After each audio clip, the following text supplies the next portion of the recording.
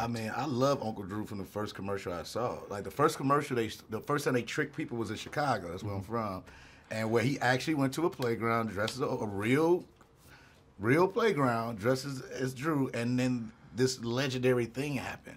And I've been a fan and fascinated by it the whole time. It took maybe to the third or fourth commercial where I started research, like who, because I didn't know who it was. Yeah. I had no idea which NBA player it was, and I couldn't figure it out.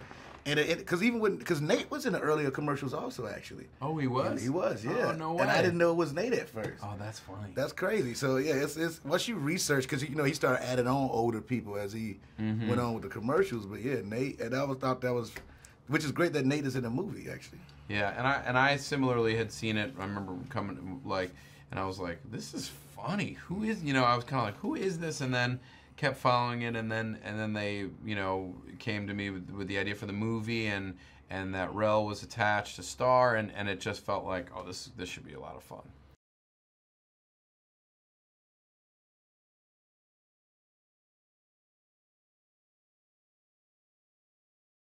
It's amazing. I mean, like it's almost like all the basketball commercials I've enjoyed over the years. Like when Nike had Lil Penny with Penny Hardaway, and Mike and Spike was doing their thing. This is interesting, but they never did movies from that. So like, to me, this kind of historic to me that you take this commercial and it's now a feature film. Is insane. I mean, I have some history with that with Cavemen. Geico Cavemen, they successfully turned that into a TV show. We did almost 13 episodes. But this feels different. I feel like there's like that. I feel like people are like, what are you doing? This feels like people are legitimately excited for it and excited to see all these guys. And I think it delivers as like a very fun movie. Yeah.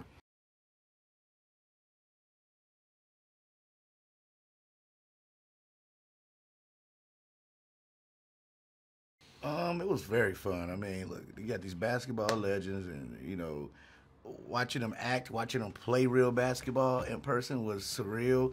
I was joking with him, like, Aaron Gordon played on his team, and at some point I almost forgot I was shooting a movie, and Aaron Gordon did some type of windmill, and I'm like cheering for him. Like, oh, what are you doing? Like, I mean? Like, you're supposed to still be a character, man. It's crazy.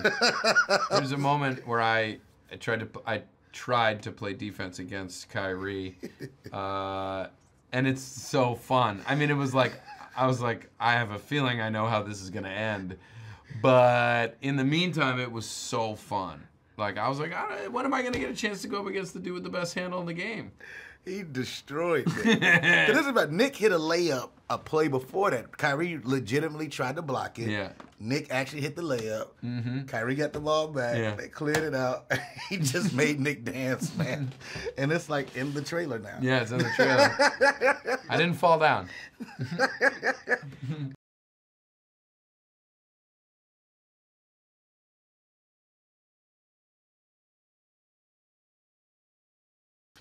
So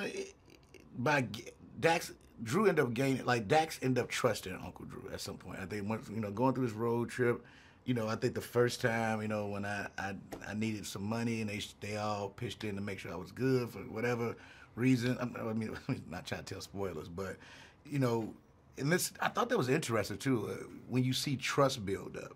I mean, that's how most friendships work, most great relationships, most families work. Once you trust somebody, because he was an orphan, Dax is an orphan, so Uncle Drew, he just ended up trusting him. So by the time we get to what he really needed to hear Drew say, no, we need you, Dax had to honor that. Like, man, I trust you. You've been right all this other time, so let's go.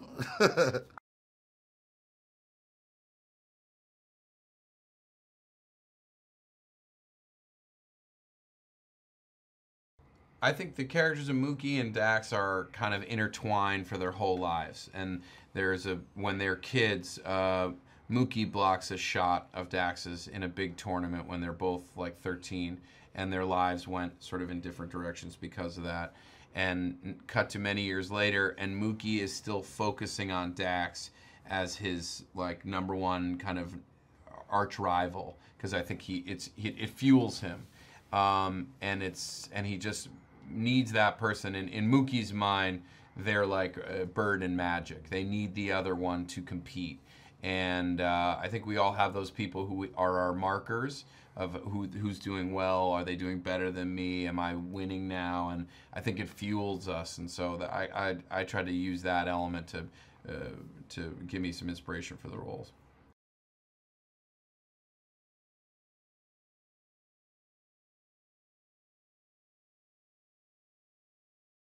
Well, this is the thing about it. They took a poll with the players and asked which actor is the best basketball player, and they decided to pick Nick Kroll, which I don't think is true. Yeah. So I told Nick, We'll have to settle it on. we got to play one-on-one. We'll have to- and just look, I'm gonna tape it and I'm gonna send it to everybody. Like this is. Well, okay. You promise? Assuming I'm beating. Yeah. Assuming I'm beating you. Yeah. You Win or promise? lose, I promise I'll send it. Yeah. And see, you know what I mean, what people got to say. It's gonna probably be us being winded. After I the know. first Yeah. 20 I'd be like minutes. 2 shots. Just Like, taking breaks from a one-on-one. Have our assistants there. Like, Yeah. making sure we're good.